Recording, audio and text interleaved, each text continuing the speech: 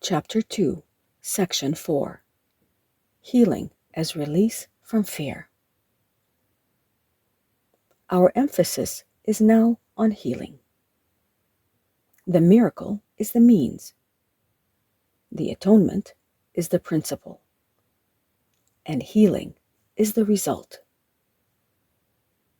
To speak of a miracle of healing is to combine two orders of reality inappropriately. Healing is not a miracle.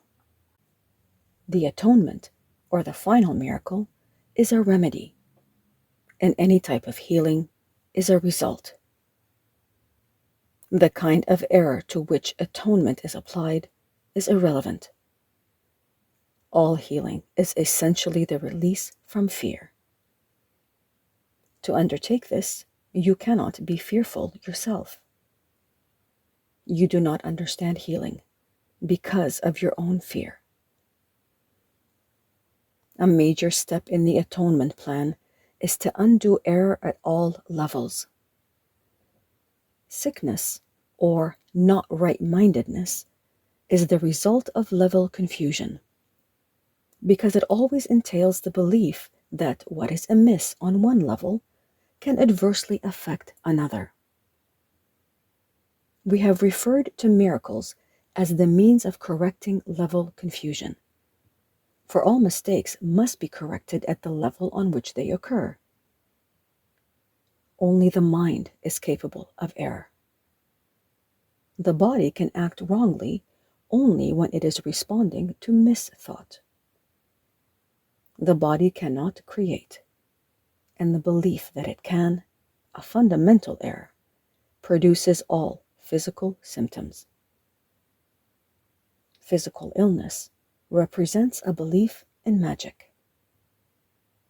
The whole distortion that made magic rests on the belief that there is a creative ability in matter which the mind cannot control. This error can take two forms. It can be believed that the mind can miscreate in the body, or that the body can miscreate in the mind. When it is understood that the mind, the only level of creation, cannot create beyond itself, neither type of confusion need occur.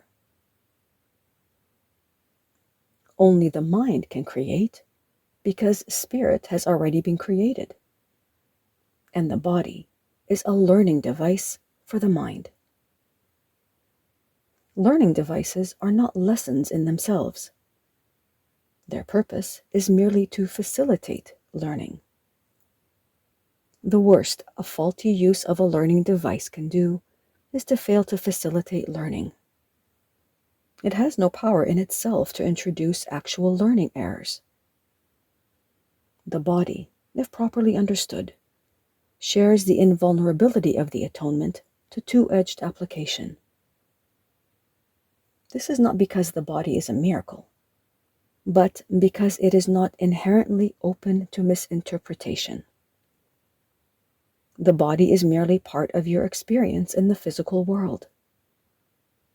Its abilities can be, and frequently are, over-evaluated. However, it is almost impossible to deny its existence in this world. Those who do so are engaging in a particularly unworthy form of denial. The term unworthy here implies only that it is not necessary to protect the mind by denying the unmindful. If one denies this unfortunate aspect of the mind's power, one is also denying the power itself. All material means that you accept as remedies for bodily ills are restatements of magic principles.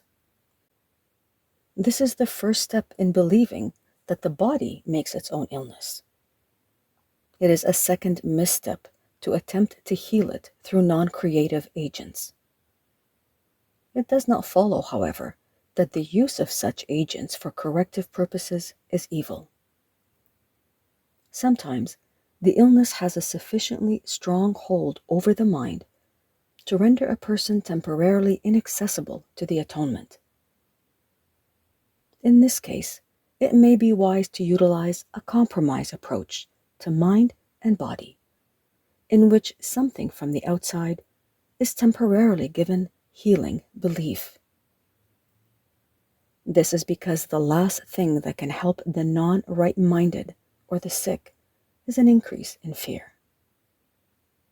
They are already in a fear-weakened state.